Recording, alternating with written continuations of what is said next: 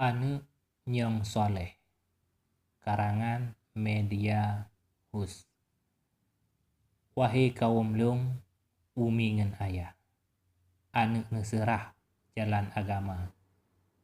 Nejak juk pak bet kedih budaya. Pat-pat na megah pondok asrama. Jak juk bak tengku laju berbagah. Dum hukum Allah benar aja. Mangat jet mufum tauhid ngan fikah. Nahu ngan saraf kamaho punca. Umur 7 tahun laju neserah. Bak tengku siah alim ulama. Bek sampai rugo dudo telah. Dausa ba Allah melipat ganda. Hati anak miat diet ban kereta. Tak tulih mirah hanjit kesukla.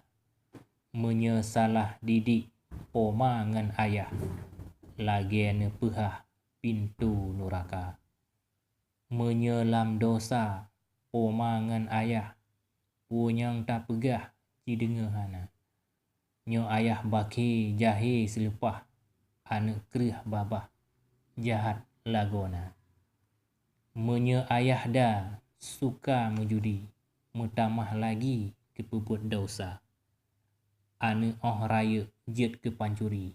Hukum ilahi titik hana. Menye di poma galak meupat.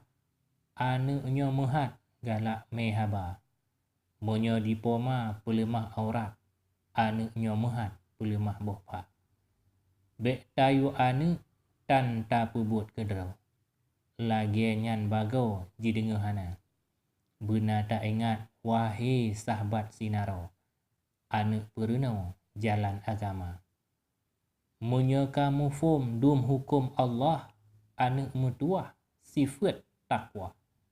Sifat ngan budi lagi pemurah. Kemangan ayah han lepah haba. Tekedi tanyo tawa ba Allah.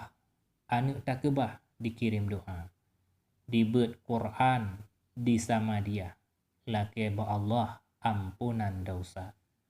Anak yang soleh lebih metuah taat ke Allah sepanjang masa.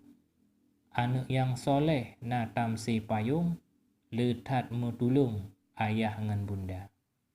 Di dunia rahmat nikmat terkandung. Sambung menyambung rahmat jiteka.